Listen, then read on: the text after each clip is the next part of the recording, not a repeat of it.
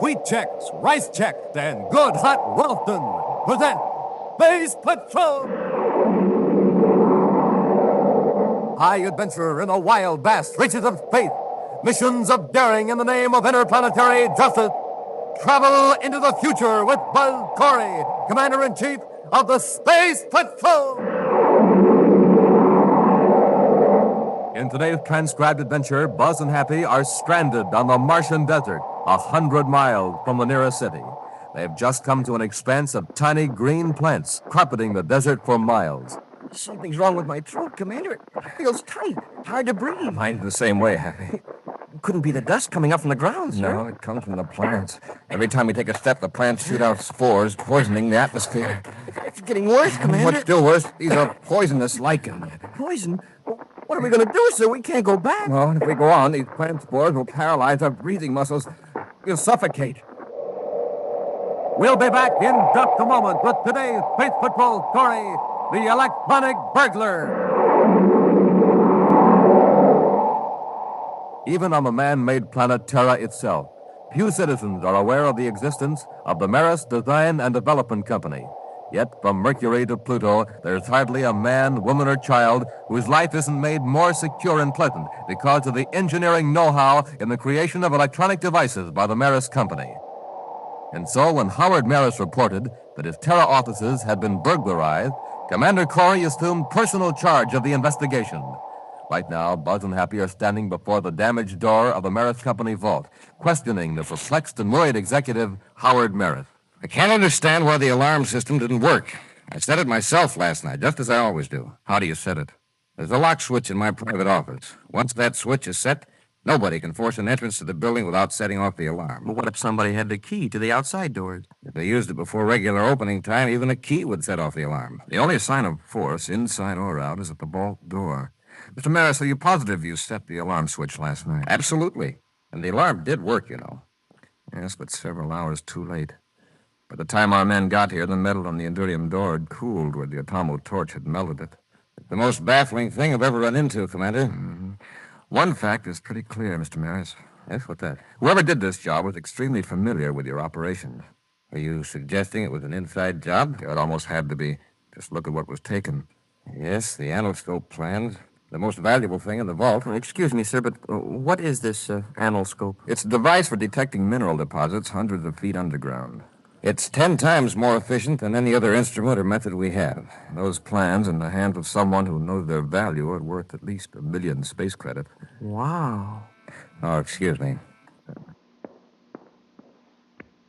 Yes, Maris here. Oh, very well.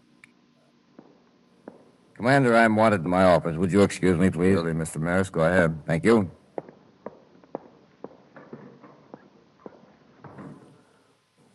Commander, if it was an inside job, why did the thief have to use an atomo torch on the vault? He got into the building without setting off the alarm. The alarm didn't go off until the thief was safely away. If I didn't know Maris so well, I'd suspect him of being involved in the robbery. Well, how about his chief engineer, Cheller? They both agreed to a brainograph test. I think they'll pass it.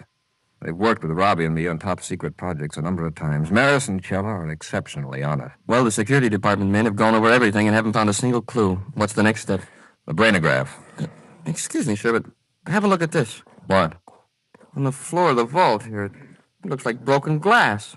It is. Somebody dropped his glasses. Gather it up carefully, Happy. Yes, sir. Yeah, there's hardly anything left but slivers. Don't cut yourself, but get all of it. Hey, Maris doesn't wear glasses. Neither does Cheller. Happy, don't mention this to anyone. We'll have a check made on Maris employees to see who does wear glasses. I hope there are enough large pieces there to tell what the optical formula is. I've got it, sir. The pieces are in this piece of paper. All right, Hap. We'll turn it over to the lab. Goodbye, Stokes. And so long, Maris, and thanks. Don't make that any time. Now, Commander, you mentioned a brainograph test whenever you're ready. Fine, Mr. Maris. By the way, the man who just left, he looks familiar. Oh, that was Ward Stokes. He's a precision machinist. Does special assignments for me from time to time. Oh, sure. I remember him now. About a year ago, Major Robertson had him work on a special viewscope for the security lab. Oh, that's so? I had him in mind for the anoscope job. Did you discuss it with him? Oh, no. No, I wouldn't do that until I'd checked with security. That's our standard policy on really important jobs. Stokes just dropped in, pick up an instrument case he left in my office. I see. Your man, Captain Scoville, talked to him. Captain Scoville and his men will remain on duty here for a day or two, Mr. Maris, checking the alarm system. Yes, Commander, I understand. They won't interfere with your regular operations any more than they have to. Now, if you'll get Cheller, Happy and I will take you to headquarters for the brainograph test.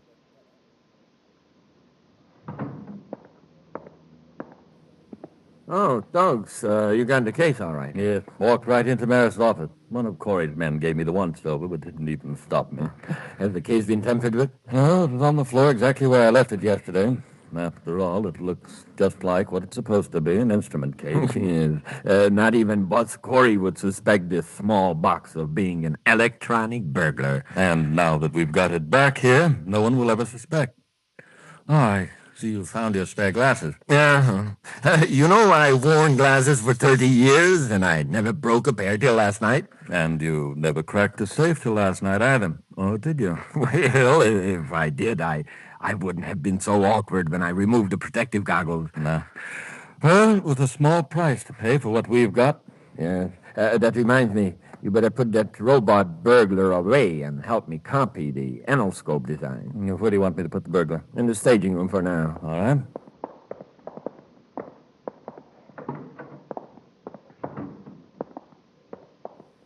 This stage set's a great piece of work, even if I do say so myself.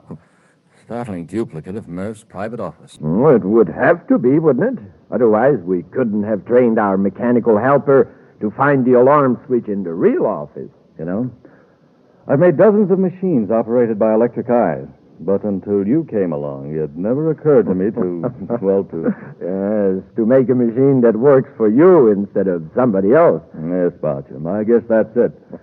The toughest part of the whole job was getting a hold of Maris' burglar alarm key long enough to make a duplicate. Maris doesn't suspect us. Corry doesn't suspect us. I'd say we pulled it off without a hitch. But now we better get ready to blast off from Mars. Happy, I suppose you heard the results of the brainograph test. Yes, sir. Maris and Cheller didn't have anything to do with the robbery. Not only that, but they haven't the remotest idea who might have done it. That's great, except that it doesn't help us much. Oh, how about the fragments of glasses? Well, the lab couldn't tell a thing. The boys did their best, but the pieces aren't big enough to indicate the optical formula. Oh, well. Maybe it wasn't a thief that dropped it there anyway. Maybe not. Maris says that he and Cheller are the only ones that go into the vault.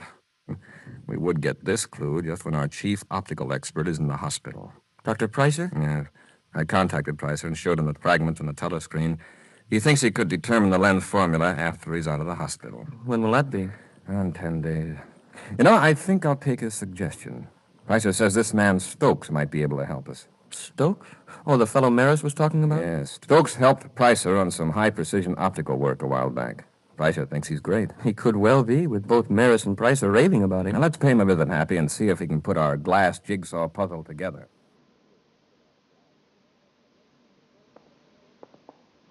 Mr. Stokes, I imagine you're a pretty busy man, but at the moment, you're the only one who can help us. I'm rather rushed, Commander, but if it's for the Space Patrol, I'll be glad to if I can. I have some fragments of what apparently was once a pair of glasses. Can you determine the optical formula from these small pieces? Why, it would be rather difficult. May I ask why you want this information? By tracing the prescription, we might be able to check with various opticians and find a thief. A thief? Yes. Confidentially, I'll tell you that these fragments were found in Maris's vault after the burglary. You know about that, of course. Yes, perfectly outrageous. And this is the only clue you have? So far. Oh. Well, I'm afraid I couldn't give you a very accurate analysis, Commander. I see. Well, perhaps Dr. Pricer can do it when he gets out of the hospital. However, let me examine these fragments more closely. Will you let me take them into my lab in the next room? Of course. It won't take me long to find out if further tests will be worthwhile.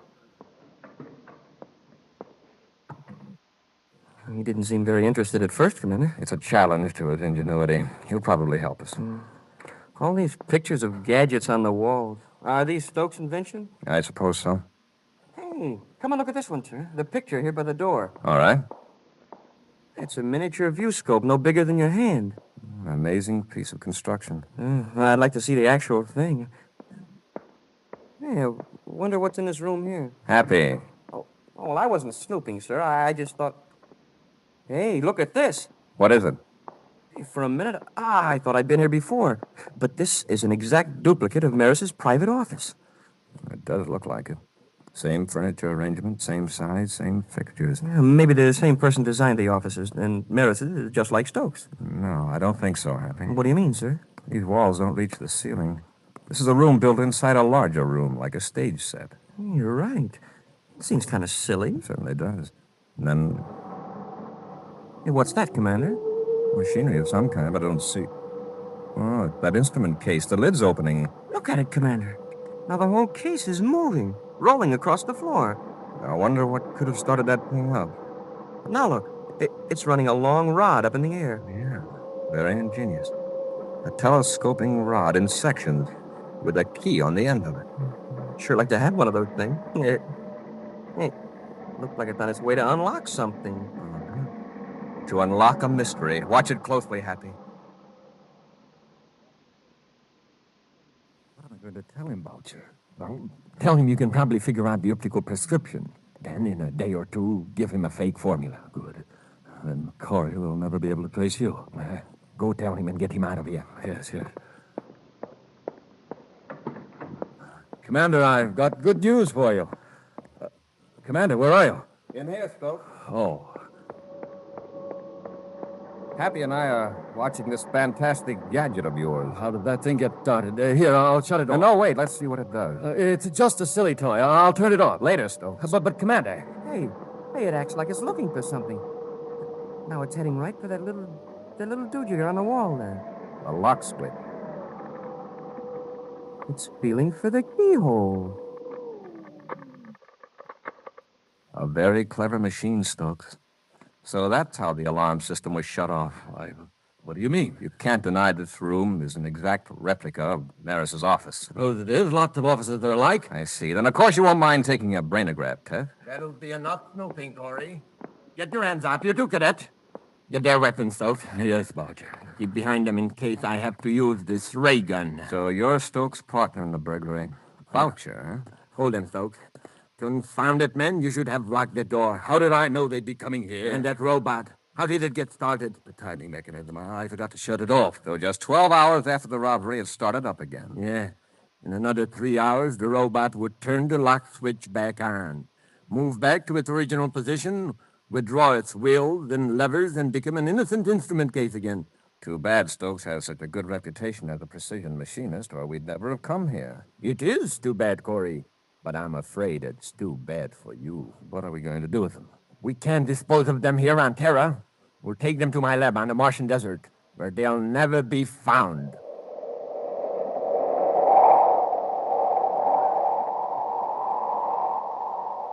We'll be back with Space Patrol in just a moment. Bart and Happy have been captured by two criminals who stole designs for a valuable new mineral detection device from the Maris Design and Development Company vault. The thieves, Stoke and Boucher, have locked the space patrolman in a compartment on a spaceship and are heading for a hideout on the Martian desert. Certainly aren't taking any chances, sir. My wrists are tied so tight, my fingers are numb. If we can work loose before the ship lands, we might be able to fight our way out of this mess, Happy. Keep at it. Yes, sir. Now, they cut the rockets. Feel that increased gravity pull? Yes, sir. They're carrying out their original plans. It means we're landing on Mars. We've got to work fast before they can land.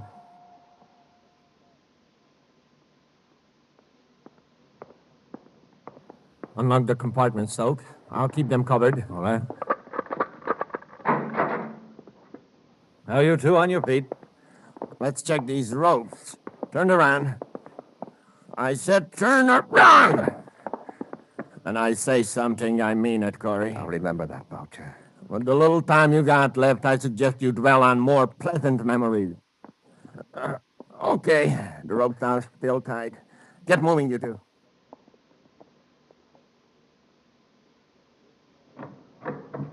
This is our little Martian hideout. Sure is a filthy little hideout. Well, maybe we'll let you clean it up before we do away with you. Let's get some heat on. I'm freezing. Soak, you're going right back to the ship and blast off for Lowell City. You still think I should make contact with Thought? Yes. I'll stay here and guard Corry and the cadet until everything is set. Leave the designs here. I'll put them in the cupboard. All right. If you find everything safe in Lowell City, then make arrangements for getting the money from Tharp, and we'll hand over the design. When do we get rid of Corry and the cadet? Just as soon as you get back. Nobody will ever find them out here in the desert. You better get going. Oh, I wanted to ask you a couple of things. Come out to the ship with me. Well, all right. I don't imagine you'll want to leave, Corry. But we'll lock the door, just in case.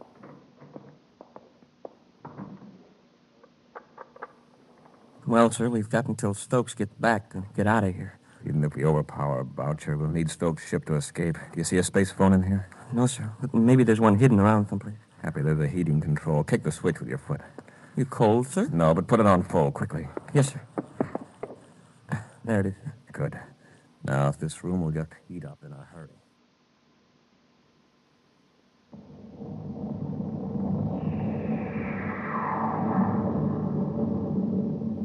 Well, there goes Stokes. Now, when Boucher comes into this heated room, I have a hunch he'll have some trouble with his glasses. Huh? Coming in from the cold air, they'll fog up just like the windows.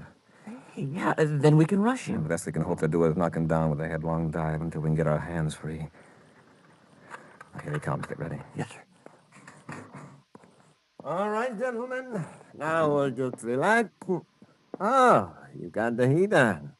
I told you space patrolmen were hardy souls, accustomed to cool. Confound it, my glasses are... Okay, Happy? Get off of me! He dropped his gun, Commander. Kick it out of the way. That's it. Can you handle Boucher with your hands tied, sir? I won't have to. They're loose, Happy. All right, Boucher. Let go of me! And stop struggling. On your feet. I'll take the gun, Happy. Boucher, untie the cadet. Wait till I get my breath. You knocked all the wind out of me. It's all right, sir. The ropes are working loose. Good. Boucher, is there a spacephone in this building? No, there was a portable set on the ship, but I forgot to bring it in. We'll just have to wait till Stokes returns. You'll get a nice surprise when he walks in that door. Should we tie Boucher up, sir? That might be a good idea. We won't have to watch him so closely. Boucher, get away from that cupboard. I'll get him, Commander. They're not there. They're gone. What are you talking about? The anoscope design. Stoke never put them in a cupboard. I saw him walk over there. He double-crossed me. The dirty rat. What good would they do you if they were there? Don't you see? Stoke isn't coming back, and we're stuck here. He's right, Happy. This puts all of us in a tough spot. Boucher, how far did you say it was to the nearest city? 100 miles. 100 miles of desert. We don't have any way to call for help. We'll die out here. We only got food for 2 days. Maybe. But we're not going to stay here. Take what food and water we can and start across the desert. On foot? We could never make it. We're going to try it. Now, where's the food locker? Come on, Boucher. You're lagging behind. Don't make me walk anymore, please. You got yourself into this mess. We're going to keep moving. All right. I'll try to make it. That's it. Now stop blubbering and save your breath. Hey, these green plants are all around us. They're lichens, Happy. In the Martian summer, they turn rut-colored. Stop. Wait. Now what? I feel sick. Something's wrong with my throat. Well, I don't feel so good myself, but we've got to keep moving. Hold on a minute.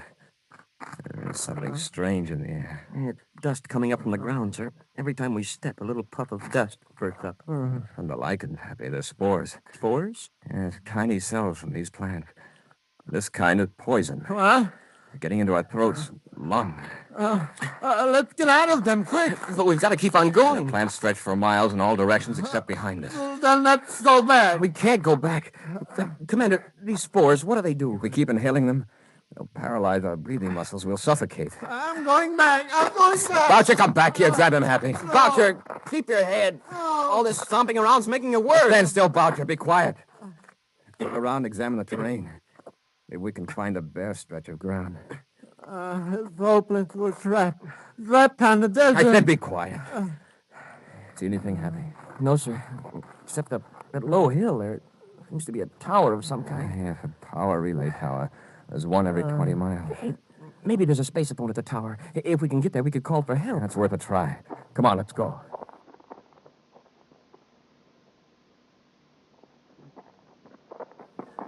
Come on, Boucher. Just a few yards more. I Yeah, I can hardly breathe. I don't see anything that looks like a spaceophone, Happy. Neither do I, sir. Just some wheels and gears. Those are to adjust the receiving and deflecting coils at the top of the tower. You mean we can't call for help after coming all this way? I'm afraid not. Then what good is this monstrosity? We'll all die here under the tower. Look, Boucher, lie down and rest a minute and keep quiet. Sir, by looking at the coils, can't we tell the direction to take to Lowell City? Yes, but it's straight across those poison lichen. Now, wait a minute. If we were to turn those wheels, it would interrupt the power beam. The beam would miss the next relay tower. Yeah, they'd have to send somebody out to investigate. Well, then do it. Turn the wheel. Cut off the power. Boucher, do you realize that human lives may depend on that power beam? Well, what about our lives? Our lives depend on it, too. Turn it off. Well, what we might do, Happy, Turn it off. might deflect it slightly, just enough to register on the instruments at the monitor station. Well, how could we be sure we weren't turning it too far? See that dial? It points to 0. That means it's right on the beam. The red lines on either side are the danger limits. Here, let's release the holding mechanism. Now we'll turn the wheel carefully. The indicator's still on 0, sir. The control mechanism has a high gear ratio for accurate focusing of the beam. Now it's moving, sir. Halfway to the danger line. That ought to alert the maintenance crew. Now we'll spin the wheel the other way, back and forth.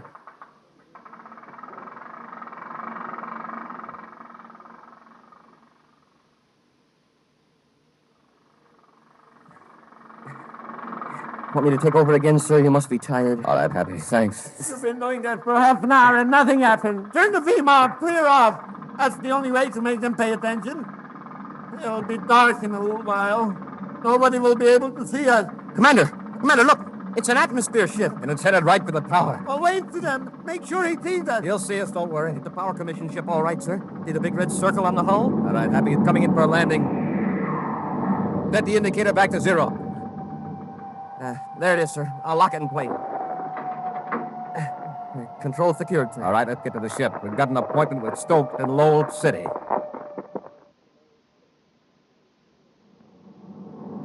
Did I told you and the commander how you can pick up Stokes and the man who's going to buy the design. They will go on my record one day. Oh, sure, but I'm afraid it's a little late now to start thinking about getting off easily. Happy, I just talked to a Lowell City space control and the pilot's spaceophone. They're putting a guard around Stokes' ship in case he tries to blast off. Fine. When do we get to Lowell City? In a couple of minutes. We'll turn Boucher over to the spaceport guards and go after Stokes.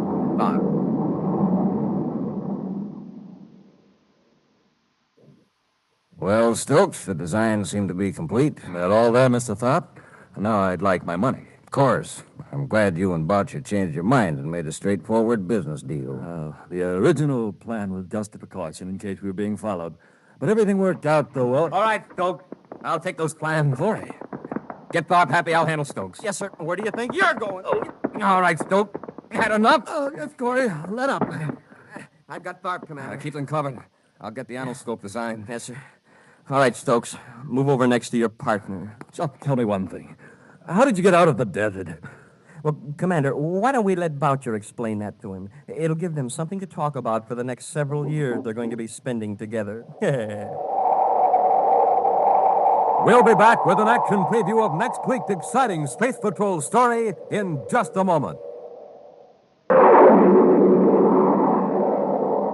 And now for a preview of next week's exciting Space Patrol story. Buzz and Happy are on Venus on a farm where food is chemically grown in large tanks. As they walk toward a building where Tonga is held captive, huge sun mirrors atop several tall towers turn ominously toward them.